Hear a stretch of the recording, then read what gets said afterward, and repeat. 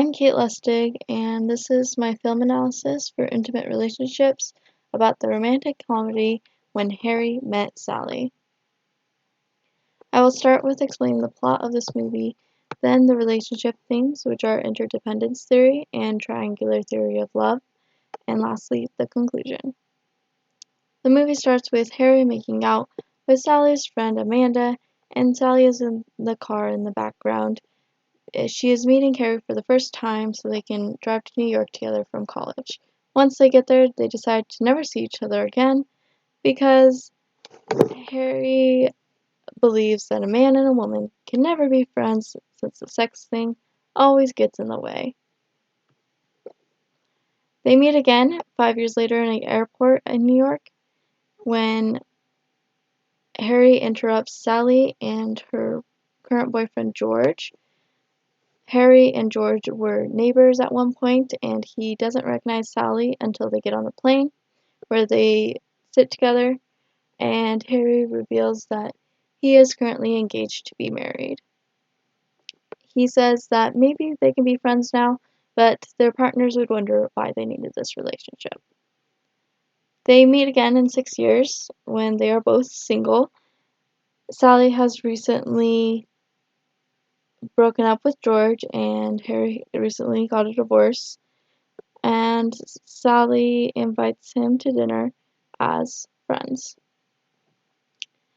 They have dinner together and start seeing more of each other, and their friendship continues to grow, and they spend all their time together until finally, in a moment of passion, they have sex, and they both say it's a mistake and hate each other for it, until they realize that they really can't live without each other.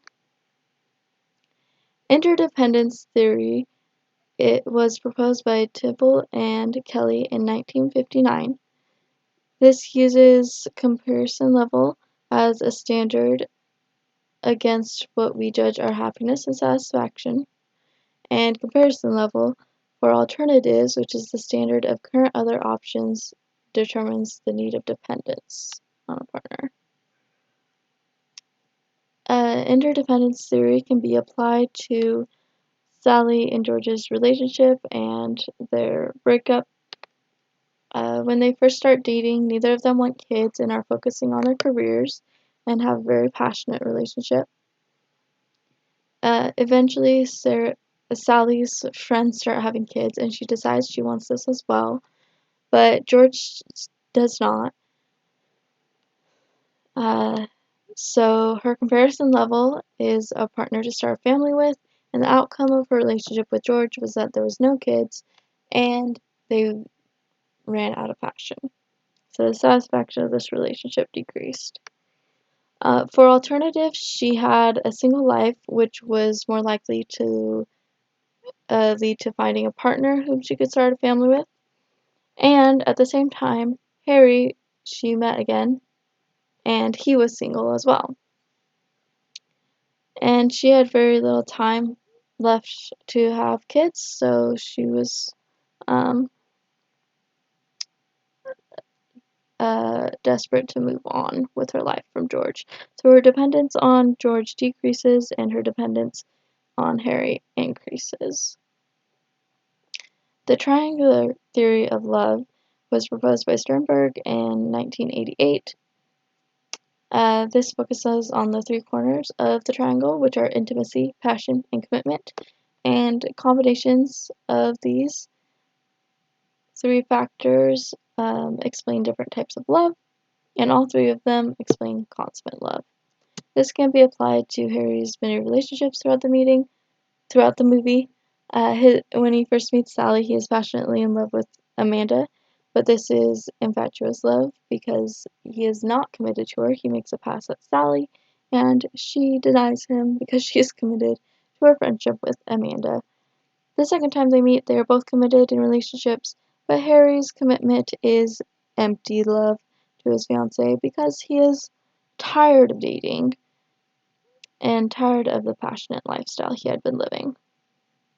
The third time they meet, they are both single and engage in an intimate and committed relationship which would be companionate love. Eventually, in a moment of passion, they have sex, and they struggle to transition from a companionate love to a more passionate romantic love. In the movie finale, Harry proposes consummate love. I Seeing love this that we clip. get cold when it's 71 degrees out. I love that it takes you an hour and a half to order a sandwich.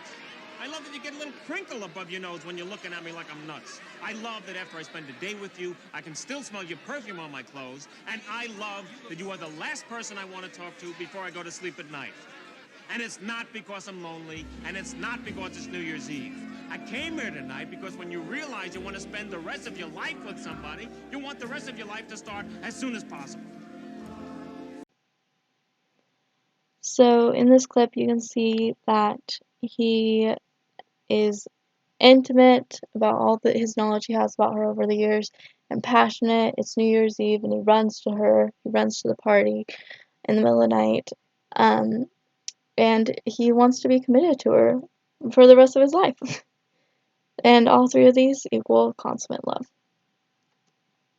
In conclusion, interdependence theory explains that George did not meet Sally's comparison level, and Harry was a comparison level for alternatives, so she broke up with George and started a companionate relationship with Harry, which led to more. Triangular love theory can be applied to Harry's growth from passion to commitment to intimacy and finally consummate love.